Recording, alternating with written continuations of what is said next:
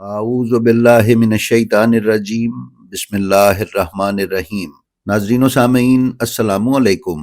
امید ہے آپ خیریت سے ہوں گے اور ہمارے ویڈیو سے استفادہ بھی کر رہے ہوں گے۔ ناظرین معظم، 28 رجب المرجب وہ کٹھن اور کڑا دن ہے کہ جب فرزند رسول امام حسین علیہ السلام کو اپنے خاندان اور اصحاب و انصار کے ساتھ اپنے نانا کا شہر مدینہ چھوڑ کر مکہ کا سفر اختیار کرنا پڑا۔ ہماری آج کی یہ ویڈیو وہ عوامل آپ کے سامنے لائے گی کہ جن کے تحت امام حسین علیہ السلام ترک وطن کرنے پر مجبور ہوئے۔ تو آئیے چلتے ہیں اپنی آج کی ویڈیو پر۔ ناظرین، امام حسین علیہ السلام اپنے مدینہ میں قیام کے دوران سیاسی، سماجی اور حکومتی اتار چڑھاؤ سے بہت اچھی طرح باخبر تھے۔ علامہ حیدر عباس صاحب نے اپنی مشہور زمانہ کتاب بنیان مرصوص کی پہلی جلد کے صفحہ 66 پر بیان کیا ہے کہ حاکم شام نے اپنے بیٹے یزید بن معاویہ کی بادشاہت کے لیے اپنی زندگی میں ہی لوگوں خصوصاً مسلمانوں سے بیعت لینا شروع کر دی تھی۔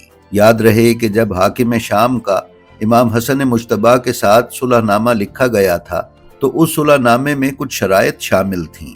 بیشتر اہل سنت مورخین نے اس صلح نامے کی شرائط اپنی کتابوں میں تحریر کرتے ہوئے یہ شرط بھی بیان کی ہے کہ حاکم شام اپنے بعد خلافت امام حسن مجتبیٰ علیہ السلام کو لوٹائے گا، جبکہ کچھ اہل سنت مورخین نے یہ بیان کیا ہے کہ حاکم شام کسی کو بھی خلافت کے لیے نامزد نہ کرے گا اور اس انتخاب کو مسلمانوں کی مجلس شورا پر چھوڑ دے گا۔ بہرحال ان دونوں شرائط میں سے کسی ایک شرط کے درست ہونے کی صورت میں بھی معاملہ یہی ہے کہ اگلا خلیفہ منتخب، مقرر یا نامزد کرنے کا اختیار حاکم شام کو نہیں تھا۔ علامہ حیدر عباس صاحب نے بنیان مرصوص کے صفحہ 66 پر ہی بیان کیا ہے کہ حاکم شام کی موت سے 1 سال پہلے امام حسین علیہ السلام نے حضرت عبداللہ ابن عباس اور جناب عبداللہ ابن جعفر کے ساتھ حج کا فریضہ انجام دیا۔ امام حسین علیہ السلام کو جب حاکم شام کے یزید بن معاویہ کے لیے کھلم کھلا بیعت لینے کے معاملے کا علم ہوا تو آپ نے بنی ہاشم اور انصار کے چیدہ چیدہ افراد کو جمع کیا۔ اس کے علاوہ وہ اصحاب رسول جو اس سال حج کرنے کے لیے مکہ مکرمہ تشریف لائے تھے ان کو بھی پیغام بھیجا۔ اس دعوت پر 700 سے زائد افراد، جن میں اکثر تابعین میں سے تھے اور اصحاب پیغمبر میں سے تقریباً 200 افراد، منی میں ایک مقام پر جمع ہوئے۔ امام حسین علیہ السلام نے ان کے سامنے ایک طویل اور فصیح و بلیغ خطبہ ارشاد فرمایا، جو اس قدر طویل ہے کہ اگر اسے بیان کیا جائے تو اس کے لیے 1 گھنٹے کی ایک علیحدہ ویڈیو درکار ہوگی۔ اس خطبے کا نچوڑ یہ تھا کہ امام حسین علیہ السلام نے حاکم شام کے نظام حکومت پر شدید تنقید کرتے ہوئے یزید جیسے فاسق و فاجر اور شرابی کو خلافت اسلامی جیسا اہم اور مقدس منصب دیے جانے پر نہ صرف حاضرین کو آگاہ کیا بلکہ مسلمان حاکم کی صفات اور طرز حکومت بھی واضح کیا۔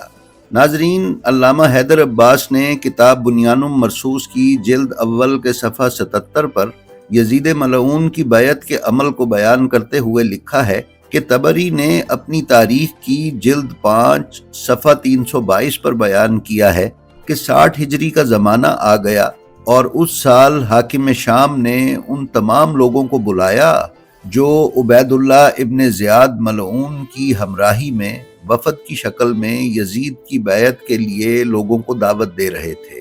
ان تمام لوگوں کو بلا کر اس نے عہد و پیمان باندھے اور کچھ مزید احکامات بھی انہیں دیے۔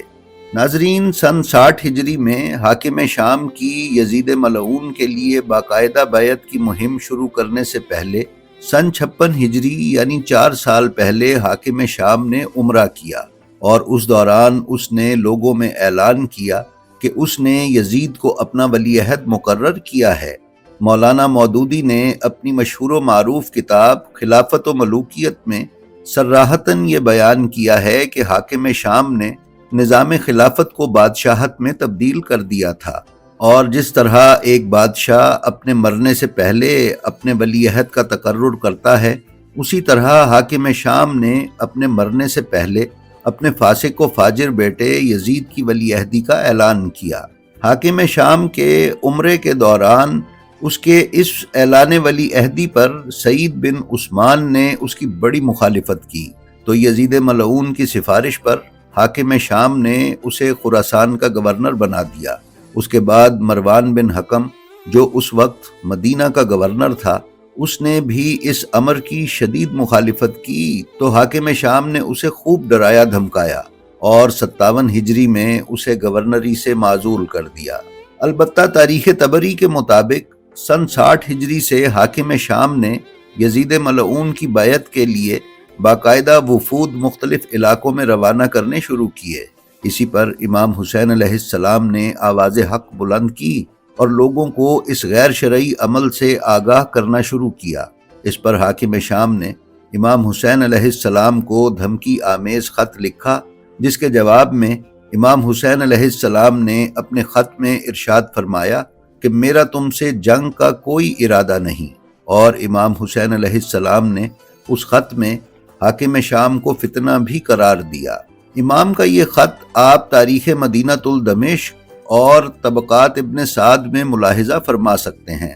حاکم شام کے دنیا سے جانے تک اس درمیانی عرصے میں امام حسین علیہ السلام سے متعدد سرکردہ افراد، جن میں حضرت علی اور رسول اکرم صلی اللہ علیہ وآلہ وسلم کے خاص اصحاب بھی تھے، آ کر ملتے رہے اور حاکم شام کے اس غیر شرعی عمل پر تبادلہ خیال کرتے رہے۔ 15 رجب سن 60 ہجری کو حاکم شام دنیا سے رخصت ہوا۔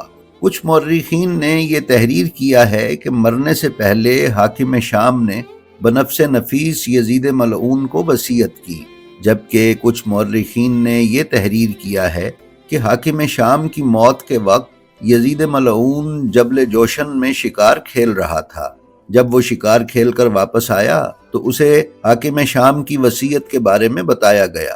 ناظرین، حاکم شام نے اپنی وصیت میں یزید کو 4 افراد سے محتاط رہنے کی نصیحت کی تھی، جن میں سے ایک امام حسین، دوسرے عبداللہ ابن عمر اور تیسرے عبداللہ ابن زبیر، جبکہ چوتھے عبد الرحمن بن ابی بکر تھے۔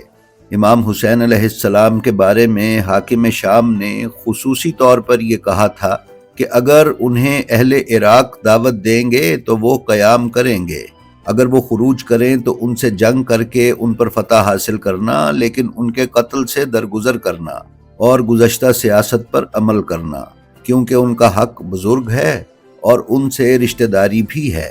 ناظرین، علامہ حیدر عباس نے ہی بنیان المرصوص کے صفحہ 84 پر بیان کیا ہے کہ حاکم شام 15 رجب سن 60 ہجری کو اس دنیا سے رخصت ہوا۔ یزید جو اس وقت شکار کھیل رہا تھا، اسے باپ کی موت کی خبر پہنچائی گئی تو اس نے شکار کھیلنا ترک نہ کیا اور تیسرے دن محل میں واپس آیا، پھر خود کو ایک کمرے میں بند کر لیا اور 3 دن کے بعد باہر نکلا۔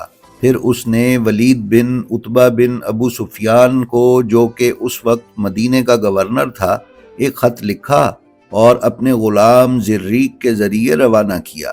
یزید ملعون نے اس خط میں حاکم مدینہ کو ہدایت کی تھی کہ جیسے ہی تمہیں میرا یہ خط ملے، ویسے ہی حسین ابن علی اور عبداللہ ابن زبیر کو حاضر کرو اور ان دونوں سے بیعت حاصل کرو، اگر انکار کریں تو ان کی گردن اڑا دو اور ان کے سر ہمارے پاس بھیج دو۔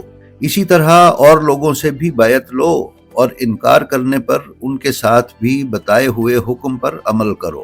مختلف تواریخ کے مطالعے سے یہ پتہ چلتا ہے کہ یزید ملعون کا یہ خط مدینہ میں 26 رجب المرجب سن 60 ہجری کو پہنچا۔ علامہ حیدر عباس نے بھی بنیان المرصوص میں اس خط کے مدینہ پہنچنے کی تاریخ 26 رجب المرجب بروز جمعہ بوقت شب تحریر کی ہے۔ ناظرین، یہ خط ملتے ہی ولید بن عتبہ نے مروان کو بلا بھیجا۔ وہ آیا اور اس نے یہ خط پڑھا تو انا للہ و انا الیہ راجعون کہا، اور پھر ولید کو کہا کہ تم ابھی فوری طور پر ان سب کے پاس پیغام بھیجو اور لوگوں سے بیعت طلب کرو تاکہ وہ فوری طور پر اطاعت کر لیں، اور اگر وہ انکار کریں تو اس سے قبل کہ انہیں حاکم شام کی موت کی خبر ملے ان کے سر قلم کر دو، کیونکہ اگر لوگوں کو حاکم شام کی موت کی خبر ہو گئی تو ان میں سے ہر ایک ملک کے گوشہ و کنار میں شورش برپا کر کے قیام کر دے گا اور مخالفت کا بازار گرم ہو جائے گا۔ یہ سن کر ولید بن عتبہ نے اپنی گردن زمین کی طرف جھکا لی، پھر سر اٹھایا اور کہا، اے کاش ولید تو پیدا ہی نہ ہوا ہوتا، تیرا نام و نشان ہی نہ ہوتا۔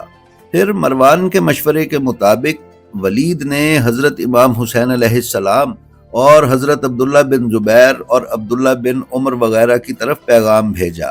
اس وقت امام حسین علیہ السلام اور عبداللہ ابن زبیر مسجد میں بیٹھے تھے۔ ولید کے پیغام رساں نے یہ پیغام انہیں دیا تو اس پر ان دونوں نے جواب دیا کہ تم جاؤ، ہم ابھی آتے ہیں۔ ناظرین، پیغام رساں کے چلے جانے کے بعد عبداللہ ابن زبیر نے امام حسین علیہ السلام سے پوچھا، آپ کیا سمجھتے ہیں کہ یہ کیا معاملہ ہے؟ امام حسین علیہ السلام نے فرمایا، لگتا ہے کہ ان کا حاکم اب دنیا میں نہیں رہا، میں ابھی اپنے جوانوں کو اکٹھا کر کے دربار میں جاؤں گا۔ اس پر عبداللہ ابن زبیر متفق نہ ہوئے اور دربار میں نہ گئے۔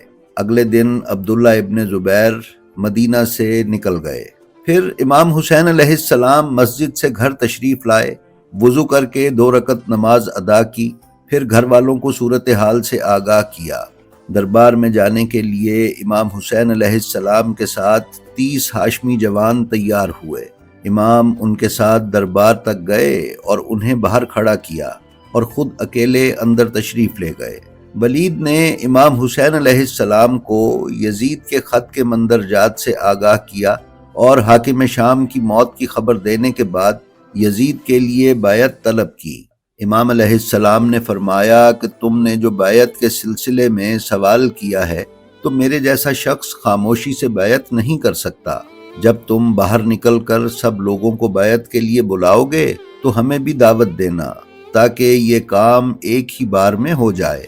ناظرین، ولید جو پہلے ہی اس معاملے میں نہیں پڑھنا چاہتا تھا، اس نے امام کا یہ جواب سن کر عافیت محسوس کی اور کہا کہ آپ بالکل درست فرماتے ہیں، آپ ابھی تشریف لے جائیے، جب ہم لوگوں کو بیعت کی دعوت کے لیے بلائیں گے تو آپ کو بھی بلا بھیجیں گے۔ اس پر مروان نے کہا کہ خدا کی قسم اگر یہ ابھی چلے گئے اور بیعت نہ کی تو پھر ایسا موقع کبھی نہیں ملے گا، یہاں تک کہ دونوں گروہوں کے درمیان زبردست جنگ ہو، لہٰذا تم اسی وقت ان کو قید کر لو اور بیعت کیے بغیر جانے نہ دو یا پھر ان کی گردن اڑا دو۔ اس پر امام حسین علیہ السلام نے غضبناک ہو کر بلند آواز سے فرمایا، او پسر زرقا، تو مجھے قتل کرے گا یا وہ؟ خدا کی قسم تو جھوٹا ہے اور بڑے دھوکے میں ہے۔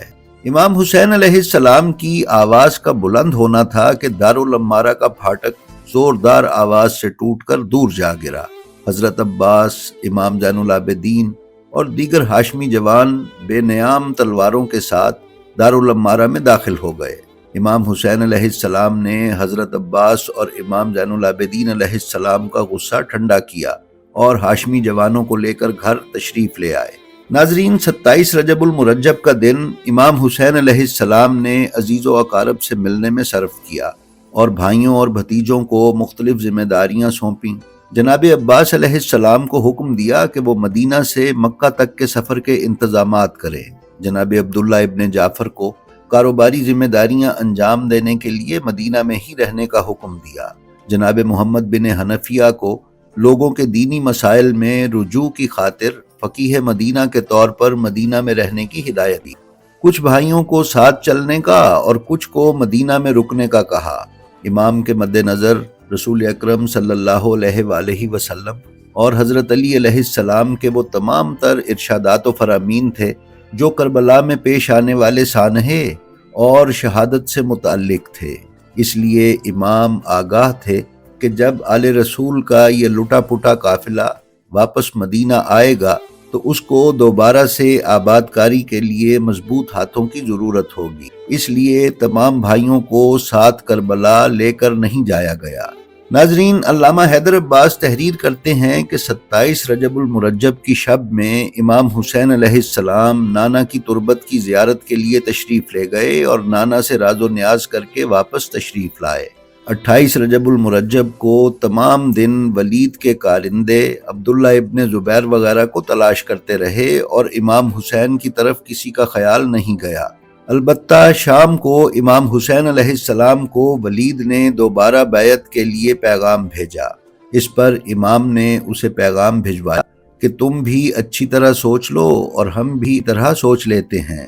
لہٰذا 28 کی شب ولید نے امام سے بیعت کا مطالبہ نہیں کیا۔ 28 اور 29 کی درمیانی شب کو ہی امام حسین علیہ السلام نے نانا، والدہ اور بھائی کی قبروں کی آخری زیارت کی اور انہیں سلام آخر پیش کیا۔ پھر گھر تشریف لائے جہاں قافلہ روانگی کے لیے تیار تھا۔ اسی 28 اور 29 کی شب کے درمیان امام حسین علیہ السلام نے خاندان والوں سے الوداعی ملاقاتیں کر کے مدینہ چھوڑ کر مکہ کی طرف کا سفر اختیار کیا۔ ناظرین، یہاں سوال یہ پیدا ہوتا ہے کہ امام حسین علیہ السلام نے مدینہ جیسے دینی مرکز کو کیوں چھوڑا؟ امام یزید کے خلاف قیام کرنا چاہتے تھے تو اس قیام کو مدینہ سے ہی کیوں نہ شروع کیا گیا؟ اور اس سے بھی زیادہ یہ کہ امام علیہ السلام کا مکہ مکرمہ میں قیام 4 ماہ سے زیادہ عرصے کا رہا۔ پھر عین حج کے موقع پر کہ جب مکہ مکرمہ میں لاکھوں افراد موجود تھے، امام حسین علیہ السلام نے مکہ جیسے مرکز کو بھی چھوڑ کر کوفہ جانے کا ارادہ کیوں کیا؟ ان سب سوالوں کے جوابات آپ کو ملیں گے ہماری اگلی ویڈیو میں۔ تب تک آپ ہمارے ساتھ رہیے۔ ناظرین، امام حسین علیہ السلام کے قافلے کی تیاری اور روانگی کے تمام تر واقعات سے آگاہی کے لیے ہم اپنے دوسرے channel Blend of History official پر 28 رجب المرجب کو تفصیلی ویڈیو اپلوڈ کریں گے، اسے دیکھنا مت بھولیے گا۔ تب تک کے لیے اجازت دیجیے اور اپنا اور اپنے متعلقین کا بے حد خیال رکھیے۔ خدا آپ کا حامی و ناصر ہو۔ السلام علیکم۔